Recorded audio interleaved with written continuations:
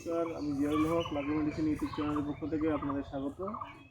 আজকে আপনাদের একটা ভিডিও দেখাচ্ছি। দেখেন এত বড় গরুটা, এই গরুটা 4 দাঁত হয়ে গেছে এবং এত বড় গরুটা এখনও গরম হচ্ছে না, অর্থাৎ হিটে আসছে না।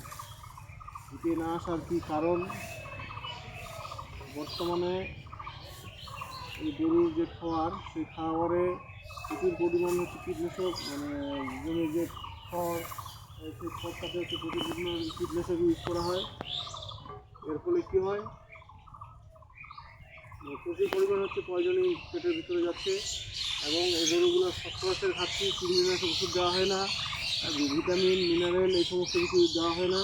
তার জন্য গরুগুলো হচ্ছে বন্যা হয়ে যাচ্ছে। এই বন্যাত্ম দূরীকরণের কী উপায় আছে? তো এই গরুটাকে বন্যাত্ম দূরীকরণের জন্য, গরুটা যাতে হিটে আসে তার জন্য আজকে এই গরুটার চিকিৎসা করতে আসছি।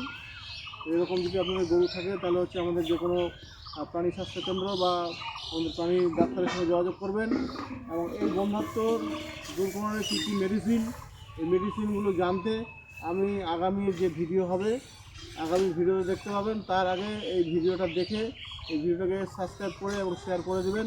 থ্যাংক ইউ, ধন্যবাদ।